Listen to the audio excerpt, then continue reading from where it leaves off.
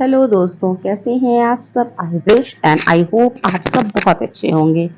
आज मैं आप लोगों को इंग्लिश वर्ड्स में यज्ञ और हवन से रिलेटेड कुछ इंग्लिश वर्ड्स बताना चाहूंगी। देखो, मेरा ये है कि मैं जहाँ जाऊंगी वहाँ मुझे सिर्फ और सिर्फ इंग्लिश सीखना है और इंग्लिश सिखाना है। तो इस एम को लेकर चलूंगी अगर मैं, तो मैं सोचती हूँ कि मैं जिस जगह पहुंचूं वहाँ की इंग्लिश में आपको बताती रहूं। तो जब मैं हवन यज्ञ के समारोह में पहुंची, मुझे लगा कि इसे बताना भी बहुत मस्त होगा। ये है याचना। यज्ञ हो रहा है ना, तो यज्ञ को इंग्लिश में क्या कहते हैं, याचना। और यज्ञ हो रहा है जिस गड्ढे में या जिस पात्र में हम लोग यज्ञ करते हैं, उसे हम लोग बोलते हैं फायर पिट। क्या बोलते हैं, फायर पिट।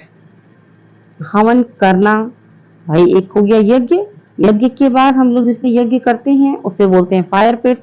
फायर पिट के बाद हमारा जो सामग्री होती है ना, हवन सामग्री जानते हैं, हिंदू धर्म वाले जानते होंगे कि जिन चीजों को डालकर हवन करते हैं, तो उसे हम लोग बोलते हैं इंसेंस। इंसेंस को हम लोग उसमें अग्नि में डालते हैं और हवन करते हैं, इंसेंस के। और हवन करना जो वर्क होता है हमारा, ये हवन सामग्री हो गई, और वर्ब जिसको कहेंगे, वर्ब एक्शन, हवन करना। तो वैसे तो ये होली रिचुअल बताएंगे इसको। होली रिचुअल कैसे है, क्यों है, ये आप सामने वाले को डिस्क्राइब करिए। It is a Holi ritual. Okay, sacrifice भी कह सकते हैं इसको। क्योंकि सेक्रीफाइस क्यों कहेंगे, भाई हमने जो कुछ भी उस अग्नि में डाला सब तो जल गया ना। तो अगर हमारा दिया हुआ चीज जल रहा है तो मतलब सेक्रीफाइस हो रहा है। ठीक है। और उसके बाद जो पंडित जी हमारे करा रहे हैं यज्ञ, पुरोहित जी, इनको हम लोग प्रीस्ट बोलते हैं, प्रीस्ट। पंडित को हम लोग बोलते हैं प्रीस्ट। अब यहाँ देखिए, कुछ लेडीज हैं जिन्होंने घूंघट भी कर रखा है, तो घूंघट की इंग्लिश जानना बहुत मस्त है। इंग्लिश में घूंघट को वेल कहते हैं। क्या कहते हैं, वेल। सामने मेरे पापा बैठे हुए हैं जिनकी दाढ़ी है, तो दाढ़ी की भी आप इंग्लिश जान ही लीजिए, बियर्ड बोलते हैं दाढ़ी को। ठीक है, बियर्ड। अब आगे हवन हो रहा है। हवन को देखने वाले, हवन में भजन गीत करने वाली जो ढेर सारी लेडीज बैठी हुई है ना, तो इन लेडीज के ग्रुप को हम लोग क्या कहेंगे, बेवी। बेवी। किसी ने कहा कि सिर्फ खूबसूरत लड़कियों या खूबसूरत औरतों के ग्रुप को बेबी कहते हैं। अरे भाई, ये कैसे कहा जाएगी कि औरत खूबसूरत नहीं है। मेरे हिसाब से तो group of ladies in one word called baby. Okay, one word called baby, इनको हम लोग बेबी बोल सकते हैं।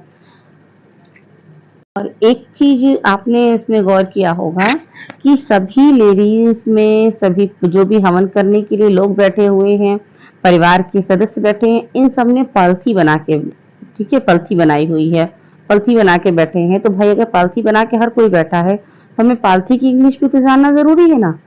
पालथी इंग्लिश है क्रॉस लेग्ड।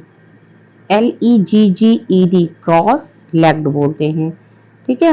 अच्छा, एक चीज आपने और भी देखा होगा कि जो औरतें हवन कर रही हैं, उन्होंने अपनी साड़ी के ऊपर से एक चुनरी ले रखी है, जो दुपट्टा कह सकते हैं, चुनरी, चुन्नी, आपकी लैंग्वेज में जो भी कहते हैं इसे। तो इस चुनरी को क्या कहते हैं, बड़ी कॉमन सा वर्ड है यार, पर आप लोगों ने इसको जाना नहीं कि एग्जैक्टली इसकी मीनिंग क्या होती है। हम लोग इसको स्टॉल बोलते हैं। स्टॉल है ना, आजकल फैशन में स्टॉल चला है, इसको स्टॉल भी बोल सकते हैं, लॉन्ग स्कार्फ भी बोल सकते हैं। स्कार्फ होता है जिससे हम ऊपर से लपेटते हैं, ऐसी कोई भी चीज हो उसको स्कार्फ बोलते हैं। जरूरी नहीं कि वुलन हो तभी बोला जाए, स्कार्फ जो ऊपर से लपेटा जाए इसको बोलते हैं स्कार्फ। हवन में ये जो हमारी होली होली रिचुअल है, होली रिचुअल हवन से जो धुआं निकल रहा है, इनफैक्ट किसी भी धुएं को हम लोग स्मोक बोलते हैं। तो ये देखिए, स्मोक निकल रहा है। स्मोकिंग वर्ड सुना होगा आप सबने। तो स्मोकिंग का मतलब क्या है कि स्मोक, धुआं निकल रहा है, जिस प्रक्रिया से धुआं निकले दैट इज़ कॉल्ड स्मोकिंग। तो अब इसको, हवन को स्मोकिंग नहीं कहेंगे, बट ये स्मोक है, जो धुआं निकल रहा है, इसको कहते हैं smoking. And due to smoking के कारण जो इन लोगों की आँखों से निकल रहा है, उसको कहते हैं आंसू। आँखों से जो निकल रहा है उसे कहते हैं आंसू। Thanks for watching me. Thank you very much.